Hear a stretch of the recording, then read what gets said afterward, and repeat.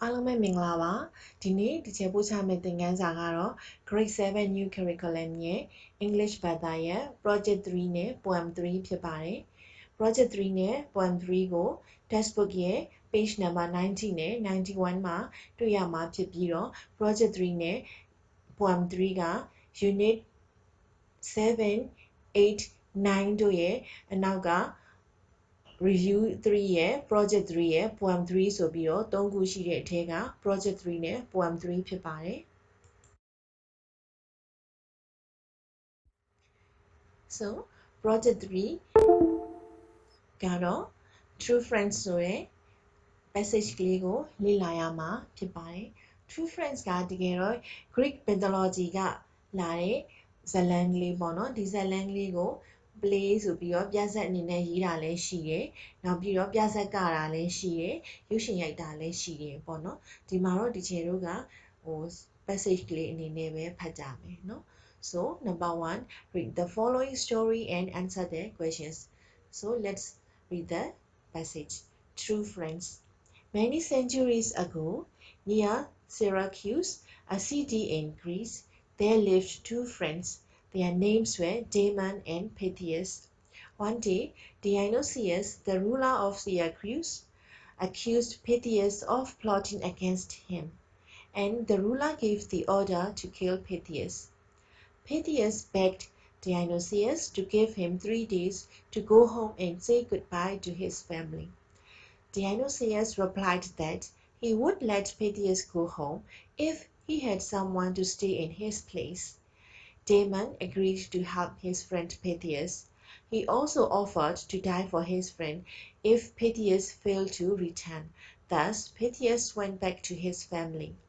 3 days had passed. Dionysius was about to kill Damon when Pythias returned. Dionysius the ruler saw how one friend was ready to die for the other. He was touched, and he did not wish to separate such loyal friends, so he set both of them free. နော်အဲ့တော့ဒီမှာတို့တွေဖတ်ပြီးသွားပြီနော်ဖတ်ပြီးသွားပြီဆိုတော့တို့ကသူဘာပြောထားလဲဆိုတာသိချာသိရအောင်ဒီချက်ကတစ်ခုချင်းစီရှင်းပြမယ်နော် True friends မိတ်ဆွေစစ်များပေါ့နော်Many centuries ago, လွန်ခဲ့သောနှစ်ရာပေါင်းများစွာက near Syracuse, a city in Greece နော် Greece ကမြို့တစ်မြို့ဖြစ်တဲ့ Syracuse ဆိုတဲ့မြို့ကြီးမြို့အနားမှာ there lived two friends တငယ်ချင်းနှစ်ယောက်နေကြပါတယ် Their names were Damon and Pythias သူတို့နှစ်ယောက်ကနာမည်ကတော့ Damon နဲ့ Pythias ဖြစ်ပါတယ် One day, Dionysius, the ruler of Syracuse, accused Pythias of plotting against him နော်တနေ့မှာတော့ Dionysius လို့ခေါ်တဲ့နော်ဒီ Syracuse ရဲ့ ruler ဆိုတာဒီမှာတော့အုပ်ချုပ်သူဆိုဘုရင်ပေါ့နော် accused Pythias နော် Pythias ကိုဆွဆွဲတယ် of plotting against him နော်သူ့ကိုဒီ Dionysius ကို the ruler ကိုနော် against ဆန့်ကျင်ဖို့စီစဉ်နေဆိုပြီးတော့ဆွဆွဲခဲ့တယ် and the ruler gave the order to kill Pythias ပြီးတော့အဲ့ဒီဘုရင်ကြီး Dionysius ကနော် Pythias ကိုတတ်ဖို့ဆိုပြီးတော့အမိန့်ပေးခဲ့တယ် Pythias begged Dionysius to give him 3 days to go home and say goodbye to his family အဲ့တော့ Pythias ကဘာပြောလဲဆိုရင် begged တောင်းပန်တယ်တောင်းတယ်ပေါ့နော်ခွင့်ပြုဖို့တောင်းတယ် Dionysius နော် Dionysius ကို to give him 3 days သူ့ကို3ရက်အချိန်ပေးဖို့တောင်းတယ်ဘာလုပ်ဖို့လဲ to go home and say goodbye to his family နော်အဲ့တော့သူအိမ်ပြန်မယ်အိမ်ပြန်ပြီးတော့သူ့ရဲ့မိသားစုကိုနှုတ်ဆက်မယ်ပေါ့အဲ့ဒါကြောင့်မို့လို့နော် Pythias begged Dionysius to give him 3 days နော်အဲ့တော့3ရက်အချိန်ပေးဖို့တောင်းတယ် Dionysius replied Dionysius ကအကြောင်းပြန်တယ်ဘာလဲဆိုရင် that ဘာလဲဆိုတော့ he would let Pythias go home နော် Pythias ကိုအိမ်ပြန်ဖို့ခွင့်ပြုမယ်ဒါပေမဲ့ if he had someone to stay in his place သူ့ရဲ့နေရာမှာနော် နေပေးခဲ့ဖို့တယောက်ယောက်တော့ရှိရမယ်เนาะအကယ်၍များတယောက်ယောက်က PTS ရဲ့နေရာမှာနေထားပေးမယ်ဆိုလို့ရှိရင်သူက PTS ကိုအိမ်ကိုပေးပြန်မယ်လို့သူကပြောတယ်เนาะအဲ့ဒီတော့ Damon agreed to help his friend PTS Damon ကသူ့ရဲ့တငယ်ချင်း PTS ကိုကူညီဖို့သဘောတူတယ်เนาะ He also offered to die for his friend if PTS failed to return. He also offered နောက်ပြီးတော့သူကပြောသေးတယ်เนาะပြောသေးရဆိုတော့ဒီမှာတော့ကမ်းလှမ်းတာပေါ့เนาะအဆိုပြုတယ်ကမ်းလှမ်းတယ်ဆိုတော့သူကလုပ်ပေးဦးမယ်ဆိုတာမျိုးပေါ့เนาะ To die for his friend သူ့ရဲ့တငယ်ချင်းတို့သူသေပေးမယ်အသေးခံမယ် if PTS failed to return PTS သာပြန်လာဖို့ပြက်ကွက်ခဲ့မယ်ဆိုရင် PTS ကိုတတ်မယ်အစားသူ့ကိုတတ်ဖို့ဆိုပြီးသူကပြောတယ် Thus PTS went back to his family เนาะအဲ့ဒီတော့အဲ့ဒါကြောင့်လည်းပဲ PTS ကသူ့ရဲ့အိမ်ကိုမိသားစုစီကိုပြန်သွားတယ် 3 days had passed 3 ရက်ကလွန်မြောက်သွားတယ် Dionysius was about to kill Damon နော် Dionysius က Damon ကိုတတ်တော့မယ် about to kill တတ်တော့မယ်တတ်တော့မလို့နော်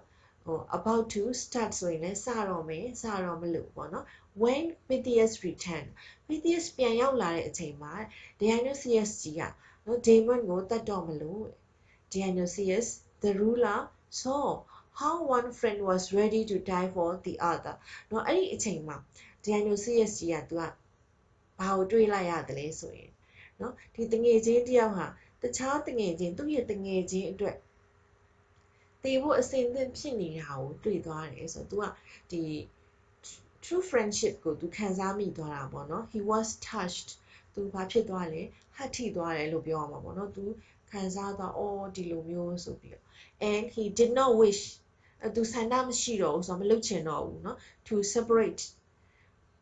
ကွဲကွာစေဖို့ such loyal friends ဒီလိုတစ္ဆာရှိတဲ့တငယ်ချင်းတွေကို तू မခွဲခွာစေချင်တော့ဘူးတဲ့ so he set both of them free အဲ့ဒါကြောင့်မို့လို့เนาะ तू တငယ်ချင်းနှစ်ယောက်စလုံးကိုလွတ်ပေးလိုက်တယ်เนาะအဲ့ဒါဆိုရင်ဒီ true friends ဆိုတဲ့passage ကိုနားလည်ပြီเนาะအဲ့တော့တို့တွေ answer the question ကိုသွားရအောင်เนาะSo after reading the story, we have to answer the questions. So look at question number 1. What is the name of the story? It's so obvious, not True Friends. So the name of the story is True Friends. 2. When did it happen? No? ဘယ်တုန်းကဖြစ်ခဲ့တာလဲ No? It happened many centuries ago. လွန်ခဲ့တဲ့နှစ်ရာပေါင်းများစွာတုန်းကဖြစ်ခဲ့တာ 3. Where did it take place? ဘယ်နေရာမှာဖြစ်ခဲ့တာလဲ Near Syracuse, a city in Greece. နော်တို့အဲ့လိုဖြေလို့ရတယ် It took place near Syracuse, a city in Greece လို့ဖြေလို့ရတယ် 4. Who were the characters? နော် characters အဲ့ဒီကဇာတ်ကောင်တွေကဘယ်သူတွေလဲတဲ့နော်ဘယင်ကြီးမပါဘူးဆိုရင်တော့ Damon and Pythias ပေါ့နော် Damon and Pythias were the characters ဒါပေမဲ့တို့က the king ကိုထည့်မယ်ဆိုရင်လည်း Damon Pythias and the king Dionysius number 5 what did they do နော်အဲ့တော့သူတို့ဘာလုပ်လဲ they showed their true friendship နော်သူတို့ရဲ့နော် true စစ်မှန်သောတကယ်ချင်းခင်မင်မှုကိုပြခဲ့တယ်ရမယ်နော်အဲ့ဒါဆိုရင်နောက်ပြီးရင်တို့တွေဘာလုပ်ဖို့ကြံသေးလဲဆိုတော့နော်နောက်တစ်ခုတော့ so here is number 2 in groups choose a short story you have read write it in your own words based on the above questions เนาะအဲ့တော့ number 2ကတို့ဘာလုပ်ရမလဲဆိုရင် in groups เนาะအုပ်စုဖွဲ့ပြီးတော့လုပ်ရမယ် choose a short story you have read เนาะကိုဖတ်ဖူးတဲ့ short story ဆိုတာဝတ္ထုတို့သို့မဟုတ်ပုံပြင်လေးတွေပေါ့เนาะအဲ့ဒီထဲကနေတစ်ခုကိုရွေးမယ် and write it in your own words เนาะရေးရမှာပြန်ရေးရမှာပေါ့เนาะ rewrite it in your own words เนาะကိုယ့်ရဲ့စကားလုံးနဲ့ကိုပြန်ရေးမယ် based on the above questions เนาะ above questions လို့ပြောတာသူက question number 1က questions တွေကိုပြောတာเนาะအဲ့ဒါမျိုးအဲ့ဒီမှာပြန်ရေးရမယ်တဲ့အဲ့တော့သူကthe title of the story is it was เนาะ took place in ဒါမျိုးပေါ့เนาะအဲ့လိုမျိုးတွေတို့ရေးမယ်တို့ the characters are ပေါ့เนาะဇာတ်ကောင်တွေကဘယ်သူတွေဆိုတာမျိုးအဲ့လိုမျိုးလေးတို့ပြန်ရေးကြမယ်เนาะအမှန်တော့စောစောက true friend ကလည်းเนาะသူ့ရဲ့မူလရှိပြီးသားဇာတ်လမ်းအကြီးတွေကမှဒီသားတို့သမီးတို့အတွက်ပြန်ပြီးတော့ထုတ်ရေးထားတာမျိုးပဲဖြစ်တယ်เนาะအဲ့ဒါကြောင့်မို့လို့သားတို့သမီးတို့လည်း group နဲ့တခြားကိုဖတ်ဖို့တဲ့ story တစ်ခုကိုယူပြီးတော့ own words နဲ့ပြန်ရေးဖို့ဒီချေတို့ကတိုက်တွန်းပါတယ်เนาะအဲ့တော့ဒီမှာ group တွေနဲ့ဘယ်လိုလုပ်ရမလဲဆိုရင် a group should be at most 5เนาะ group တစ်ခုမှာအများဆုံး9ယောက်ထားမယ်ပြီးရင် choose the most common story and rewrite after group discussions ပေါ့เนาะဒါကတော့ဒီချက်ရဲ့ advice ပေါ့เนาะ choose the most common story เนาะတကယ်ကိုเนาะcommon အဖြစ်ဆုံးဆိုတာလူသိအများဆုံး story ကိုရွေးမယ်ပေါ့နော်တိတ်ကြီးလူမသိတဲ့ဟာဆိုရင်တယောက်ကဖတ်ရတယ်၃ယောက်ကမဖတ်ရအောင်မဖတ်ဘူးဆိုလို့ရှိရင်အဆင်မပြေဘူးပေါ့နော်အဲ့ဒါကြောင့်မို့လို့เนาะ you have to choose the most common story เนาะအဲ့တော့လူသိအများဆုံး story ကိုရွေးရမယ် and rewrite ပြန်ရေးမယ် after group discussions เนาะ group discussions ရဲ့အများကြီးလုပ်ပြီးတော့မှပြန်ရေးကြမယ်အဲ့ဒါဆိုရင် number 2ကိုရမယ်เนาะ So here is poem 3 the sun but before reading the poem we have to do the pre-reading text so look at the question 1 and 2 number 1 is how long does the earth take to rotate number 2 what causes day and night so you have to answer the question like that how long does the earth take to rotate so the earth takes 1 day or 24 hours to rotate. Number 2, what causes day and night? The rotation of the earth on its axis causes day and night. เนาะအဲ့တော့เนาะကမ္ဘာမြေကြီးဟာ24နာရီသို့မဟုတ်အချိန်ယူပါတယ်เนาะ to rotate ပေါ့เนาะကမ္ဘာမြေကြီးတစ်ပတ်လည်ဖို့အတွက်24နာရီသို့မဟုတ်တစ်ရက်အချိန်လိုအပ်ပါတယ်เนาะနောက်တစ်ခုကเนาะကမ္ဘာမြေကြီးဟာသူ့ရဲ့ဝင်ရိုးပေါ်မှာသူ့ဘာသာသူလဲပတ်နေခြင်းဟာနေ့နဲ့ညကိုဖြစ်ပေါ်စေပါတယ်เนาะအဲ့ဒီတော့ဒီချေတို့ခုနကဘယ်လိုဖြေလိုက်လဲ the earth takes 24 hours or 1 day to rotate number 2ကကြတော့ the rotation of the earth on its axis causes day and night ရမယ်เนาะ so let's read the poem the sun that shines all day so bright I wonder where he goes at night he sinks behind a distant hill and all the world grows dark and still and then I go to bed and sleep until the day begins to peep and when my eyes unclose I see the sun is shining down on me while we are fast asleep in bed the sun must go I've heard it said to other countries far away to make them warm and bright and gay. I do not know, but I hope the sun, when all his nightly work is done, will not forget to come again and wake me through the window pane. Anonymous. The title of the poem is The Sun and the poet is anonymous. We do not know the name of the poet. No? So the sun เนาะနေမင်းကြီးပေါ့เนาะအဲ့တော့ the sun that shines all day so bright နေမင်းကြီးဟာ that shines တောက်ပါတယ် all day တစ်နေ့လုံး so bright တကယ်ကိုပဲအရန်ကိုလင်းလင်းလဲနဲ့တောက်ပါတယ်เนาะနေတာတယ်ပေါ့နော်တစ်နေ့လုံးကိုနေရထိန်ထိန်တာတာပေါ့နော် I wonder where he goes at night ကျွန်တော်စဉ်းစားတယ်ကျွန်တော်သိချင်တယ်where he goes at night ညဘက်မှာသူဘယ်ကိုသွားလဲအဲ့ဒီမှာ he ဒီ the sun ကိုပြောတာပါเนาะအဲ့တော့ I wonder where the sun goes at night ညဘက်မှာနေမင်းကြီးဘယ်ကိုသွားလဲဆိုတာကျွန်တော်သိချင်မိရယ် he sinks behind a distant hill เนาะ ဟိုးအဝေးကတောင်ကုန်းတွေရဲ့အနောက်ကိုသူဆင်းသွားတယ်နစ်မြုပ်သွားတယ် and all the world grows dark and still เนาะပြီးတော့တဲ့ကမ္ဘာတစ်ခုလုံးတစ်ကမ္ဘာလုံးဘာဖြစ်သွားလဲเนาะအမှောင်ကြီးကြီးစိုးလာတယ်ဆိုတော့မှောင်မဲလာတယ် and still เนาะလှုပ်ရှားမှုမရှိတော့ဘူးငြိမ်သက်သွားတယ် and then I go to bed and sleep အဲ့ဒီနောက်မှာတော့ကျွန်တော်အိပ်ယာတွေကိုဝင်ပြီးတော့အိပ်ပါတယ် until the day begins to peak နောက်တစ်နေ့เนาะနောက်တစ်နေ့ထွက်ပေါ်မလာခင်အချိန်ထိကျွန်တော်အိပ်ပါတယ် and when my eyes are closed I see ကျွန်တော်ရဲ့မျက်လုံး unclose သည်ပွင့်လာတာပေါ့နော် close ကပိတ်တယ် unclose ကမပိတ်ဘူးဆိုတော့ကျွန်တော်ရဲ့မျက်လုံးပွင့်လာတဲ့အခါမှာတဲ့ I see ကျွန်တော်မြင်ရတယ်ဘာကိုမြင်ရသလဲ the sun is shining down on me နော်နေမင်းကြီးကကျွန်တော်ရဲ့အပေါ်ကိုဖြာကျနေတာကိုကျွန်တော်မြင်ရပါတယ် while we are fast asleep in bed ကျွန်တော်တို့အိပ်ရာထဲမှာနော်နေ့နေ့ချိုက်ချိုက်အိမ်မောကြနေတဲ့အခါမှာ the sun must go I've heard it said နော်ကျွန်တော်ကြားပါတယ်တဲ့ it said ဆိုတာနေမင်းကြီးကပြောတာကိုနော်ကျွန်တော်ကြားပါတယ် the sun must go နေမင်းကြီးကသွားရမယ်ဘယ်ကိုသွားရမလဲ to other countries far away ဟိုးအဝေးကနိုင်ငံတွေတခြားနိုင်ငံတွေကိုသွားရမယ်ဘာလုပ်ဖို့လဲ to make them warm and bright and gay နော် them ဆိုတာ the other countries ကိုပြောတာเนาะ people from the other countries ကိုပြောတာပေါ့เนาะ warm and bright and gay warm က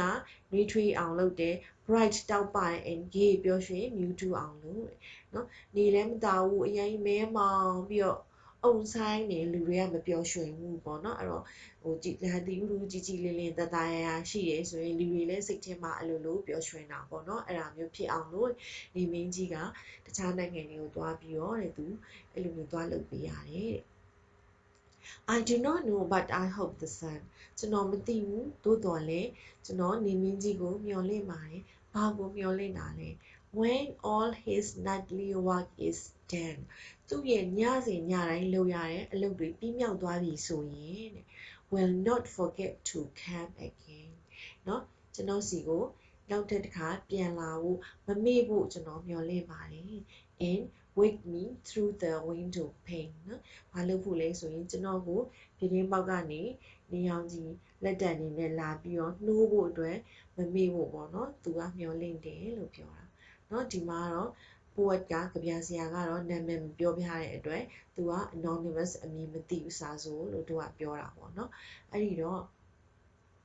ဒီ the sun ကိုတို့တွေဖတ်ပြီးသွားပြီเนาะတစ်ချက်ပြောပြတာလဲနားထောင်ပြီးသွားပြီဆိုတော့ဒီကြပြလေးကချစ်စရာကောင်းတဲ့ကြပြလေးပေါ့เนาะအေး lovely poem ဖြစ်တယ်လို့တို့တွေယူဆလို့ရတာပေါ့เนาะအဲ့တော့တို့တွေ glossary ကိုကြည့်ရအောင်เนาะ glossary က wonder verb เนาะ wonder ဆို don't know and wish to know မသိဘူးမသိတဲ့ဟာကိုသိချင်စိတ်ရှိတာ sink verb ပဲသူလဲနှမြုပ်သည်ကြာဆင်းသည်ဆိုတော့ go down ပေါ့နော် sympathy ဒါမျိုးပေါ့နော် distant adjective ဝေးကွာတော့เนาะ far away still adjective ပဲသူကလည်း motionless ငြိမ်သက်သောเนาะ peep ဆိုတာ verb ပေါ့နော်သူက appear slowly တဖြည်းဖြည်းထွက်ပြူလာတယ်လို့ပြောအမှန်တော့ဒီ peep မှာနောက်ထပ် meaning တစ်ခုကကြတော့ချောင်းကြည့်တယ်ဆိုတာလည်း peep လို့သူကသုံးလို့ရတယ်เนาะ fast asleep เนาะ sleeping deeply ဆိုနှိမ့်နှိမ့်ချိုက်ချိုက်အိပ်ပျော်နေတာเนาะ gay เนาะ adjective သူက cheerful and happy เนาะပျော်ရွှင်နေမြူးထူးတယ်ပေါ့နော် nightly က adjective ပဲเนาะ every night เนาะ nightly every night daily every day monthly every month เนาะ yearly every year ဒါမျိုးပေါ့နော်ဒီမှာဆို nightly ဆိုတာညတိုင်းညစဉ်ညတိုင်းเนาะအဲ့ဒီတော့တို့တွေဒီမှာ poem ကိုလည်းဖတ်ပြီးသွားပြီเนาะ glossary ကိုလည်းလေ့လာပြီးသွားပြီเนาะအဲ့ဒီတော့တို့ဟိုဘက်မှာ number 2ကိုဆက်သွားကြမယ်เนาะ 2. Answer the following questions in complete sentences. 1. What does the pronoun he like to refer to? နော်ဒီမှာဒီချက်ကတော့အဖြေတစ်ခါလေးရေးထားတာပေါ့နော် What does the pronoun he in line 2 refer to နော် line 2မှာဖော်ပြထားတယ်တဲ့ he ဆိုတဲ့ pronoun ကတဲ့ဘသူ့ရဲ့အစားသုံးတာလဲဘသူ့ကိုညွှန်းတာလဲနော် the pronoun he refers to the sun